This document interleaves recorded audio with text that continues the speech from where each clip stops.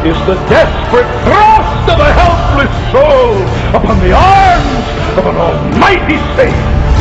Are you doing what Jesus, who speaks the words of the Father, are you doing what he says? Seek first the kingdom of God. Are you taking every step necessary to stop feeding your lust in God's name? Why? Will you sit through another service and stand by a signpost that points you away from hell and the wrath of God and to heaven and life and forgiveness, and hug death to your breast? Oh, the madness of sin. You are a vile, filthy, helpless, hell-deserving, wretched son or daughter of Adam. You know nothing of true repentance and therefore of true and saving faith. Or you just occasionally have a little whimper in the closet when your conscience gets so active you can't live with it, and you whimper and cry and ask God for a little help, and then you go right back with your hand and your eyeball firmly attached. Oh yes, once in a while you take a dull paring knife and scratch your hand, and occasionally you scratch around your eyeball, but you haven't begun to cut off and pluck out.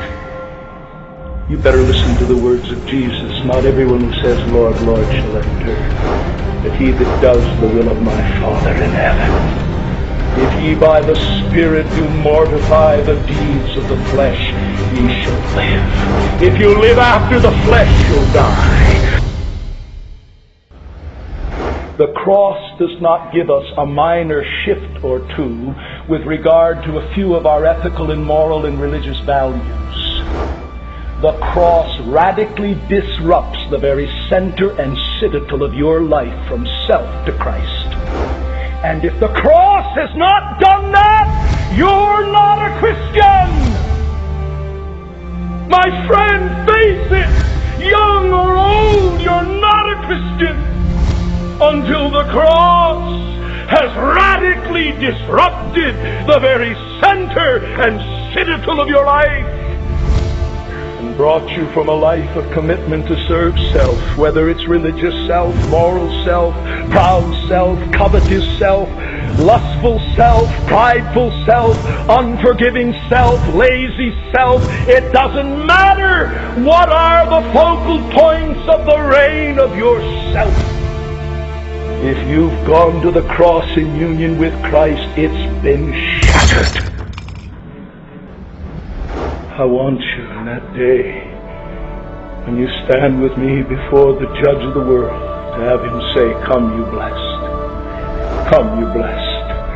I don't want to look at you standing there saying, Lord, Lord, Lord, Lord, I named you in earth, I named you before the elders, I named you before the church, I named you in prayer meeting, I named you in witness, and Lord, now, Lord, Lord, did I not this, did I not that? I don't want to hear him say, depart from me, I never knew you, you worker of iniquity.